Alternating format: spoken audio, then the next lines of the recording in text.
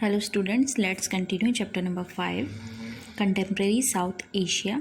इसमें next topic है हमारा ethnic conflict and democracy in Sri Lanka. Sri Lanka के बारे में। Sri Lanka Ceylon got independence in 1948। 1948 में श्रीलंका को आज़ादी मिली थी एंड रिटेन डेमोक्रेसी, और वहाँ पे डेमोक्रेसी आई थी। The main problem of Sri Lanka is community and controversy in regarding Tamils and the belonging of to India. वहाँ पे मेन प्रॉब्लम जो आई थी श्रीलंका में, जो कि आपने 9th में पढ़ा ही होगा, कि श्रीलंका में रहने वाले लोग और श्रीलंका में बाहर से जो इंडिया से जो लोग आए थे उनके बीच में झगड़ा चल रहा था कि किसको ज़्यादा पावर मिले, किसको ज़्यादा रेस्पेक्ट मिले। Sri Lanka community is called the Sinhala. जो श्रीलंका में पैदा हुए उनको सिन्हाला बोला जाता था, और जो इंडिया कम्युनिटी से बिलोंग करते थे वो तमिल्स कहलाते थे, Indian Tamils. Sinhala community does not like the Tamils. Sinhala लोग तमिल्स को पसंद नहीं करते थे। And no consequences should be given to the Tamils because Sri Lanka belongs to the Sinhalas. और कोई पावर भी उनको नहीं दी जाती थी क्योंकि श्रीलंका तो सिन्हाला लोगों की थी।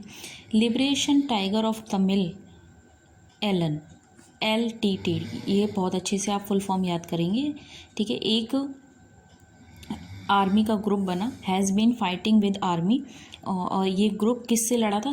आर्मी से लड़ा था फॉर ऑफ श्रीलंका। श्रीलंका की demanding a separate country for the Tamils and Sri Lanka. उन्होंने कहा श्रीलंका से एक अलग कंट्री बनाई जाए और उसमें तमिल्स को जगह दी जाए। मतलब श्रीलंका पहले ही इतना छोटा है, उसमें भी क्या कहा जा रहा था कि श्रीलंका के और टुकड़े कर दिए जाएँ और सिन्हाला को अलग कर दिया जाए और तमिल्स को अलग।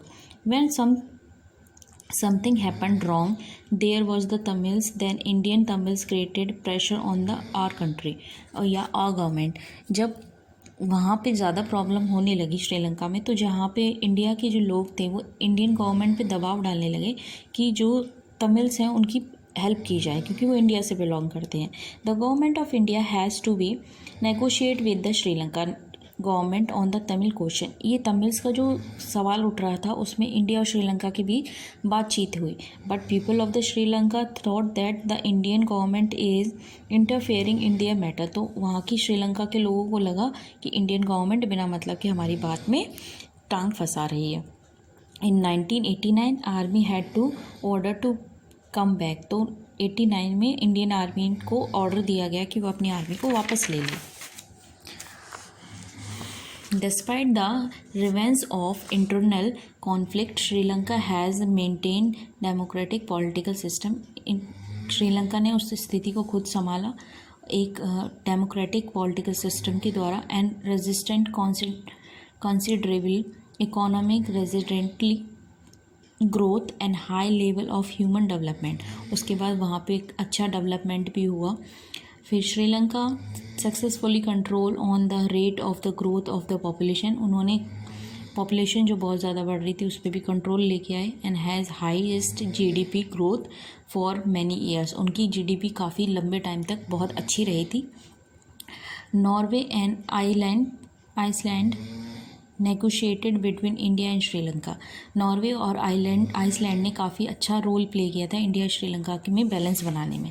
आपको इसके लिए एक पिक्चर भी दिख रही है जो कि आपको कश्मीर इशू से रिलेटेड है। Okay, that is all for today.